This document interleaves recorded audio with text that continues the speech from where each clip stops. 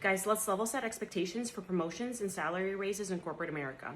So for anybody who just got a new job, what will likely happen is you're gonna work really hard because you're gonna wanna prove to everybody that they made the right decision by hiring you, which you should do.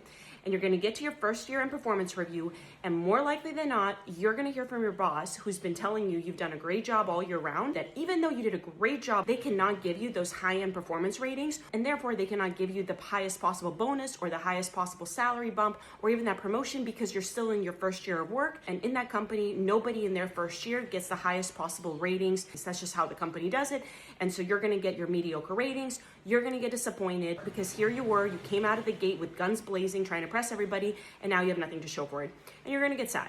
And I'm telling you, that's likely what's gonna happen pretty much at any company where you start in your first year. Now, the only caveat to that is, unless you start right before the beginning of your full performance year, more likely than not, you're always gonna hear this at any company where you start. And I personally used to think this was just a consulting thing, but nope, sure enough, in industry, it's the same thing.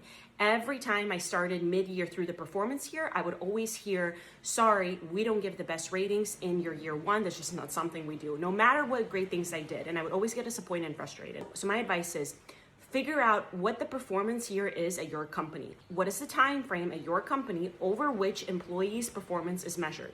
So let's say your company, it's January to December. If you start in June at your job, that first year will truly be that wash year where no matter what you do, you likely won't get rewarded as much as you would like. So what I would do in that situation is, of course I want to wow everyone and I want everybody to think that they made the right decision by hiring me. So I would of course do a good job in the projects that I was assigned. But I would also leave some of those low-hanging fruits, some of those low-hanging easy success stories for the next full performance year so that they can truly count in my year one when it will truly matter. And think about it, this makes sense because usually when a company has a budget to hire you and they bring you on, they've exhausted that budget, especially if you were smart enough to negotiate a higher salary than the one originally that was offered. They've really exhausted their budget by bringing you on.